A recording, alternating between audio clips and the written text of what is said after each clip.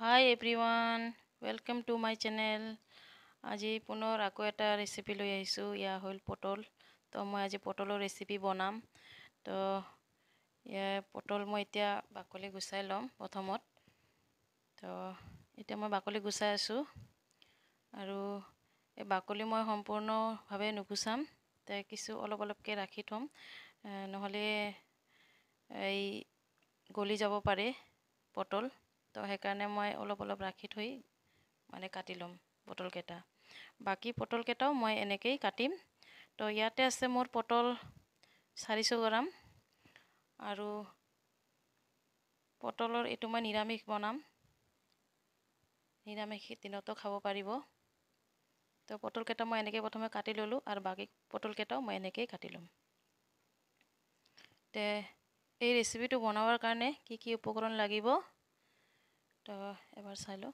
তো প্ৰথমে লৈছোঁ নিমখ, হালধি, কেঁচা জলকীয়া আৰু কালি জিৰা আৰু লৈছোঁ পোস্ত আৰু সৰিয়হ। 2 চামুচ পোস্ত, 3 চামুচ সৰিয়হ। তো এইখিনি উপকৰণ দি এতিয়া মই প্ৰথমে কেঁচা জলকীয়া আৰু পোস্ত বটি ল'ম আৰু সৰিয়হ একেলগে বটি লৈ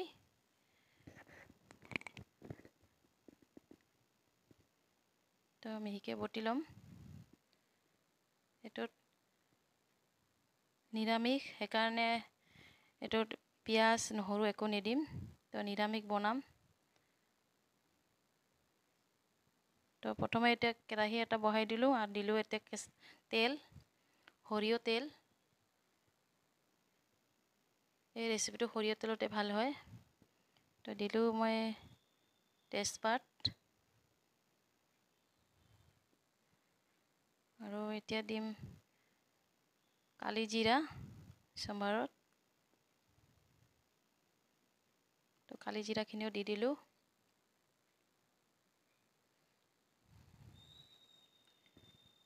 এতিয়া কেঁচা জলকীয়াকেইটাও দি দিম।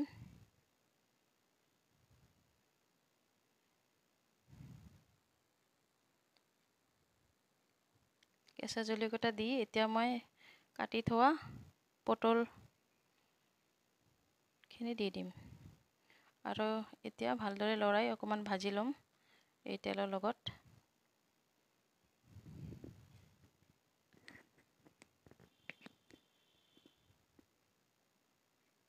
তো সম্পূৰ্ণ মই দি দিলোঁ পটলকেইটা। এতিয়া ভালকৈ অলপমান লৰাই দিম।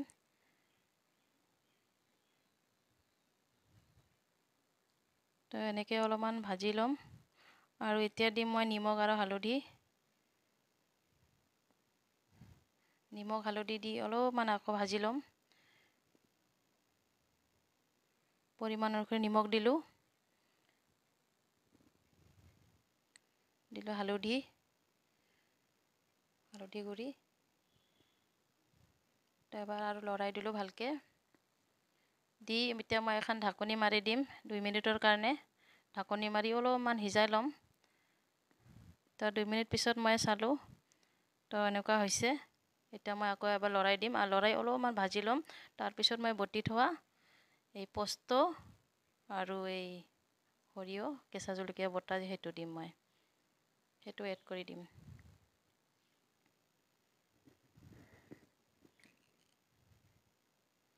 এইটো একদম কম সময়তে হৈ যায়, সোনকালে হৈ যায় এই পটলৰ ৰেচিপি। বেছি সময়ো নালাগে।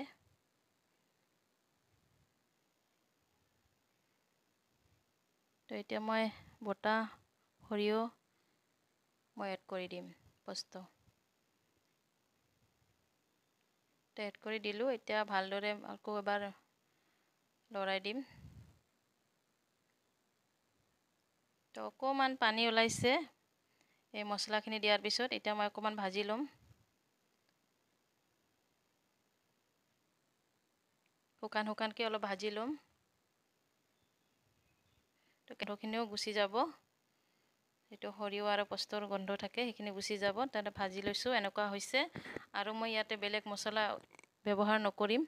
আৰু ইয়াতে জলকীয়াৰ গুড়ি দিব পাৰে আপোনালোকে, কিন্তু মই দিয়া নাই, কেঁচা জলকীয়া দিছোঁ।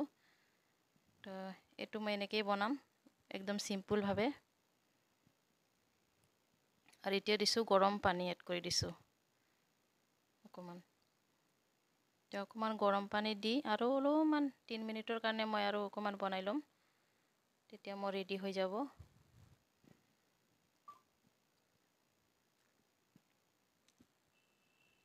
এইটো একদম সিজি গৈছে, সেইকাৰণে মই গৰম পানী দিলোঁ যে সোনকালে হৈ যাব।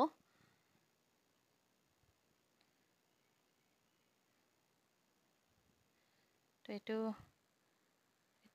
এতিয়া দিম অকণমান মই চেনি ইয়াতে, যিটো নিৰামিষ হয় অকণমান চেনি দিলে সোৱাদটো অলপমান বাঢ়ে আৰু ভাল লাগে নিৰামিষ কাৰণে।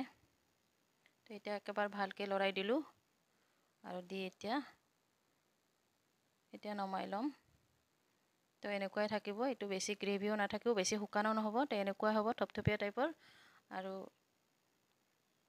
এতিয়া এইটো একদম কমপ্লিট হৈ গ'ল ৰন্ধা, মই এতিয়া গেছৰ ফ্লেমটো অফ কৰি দিম।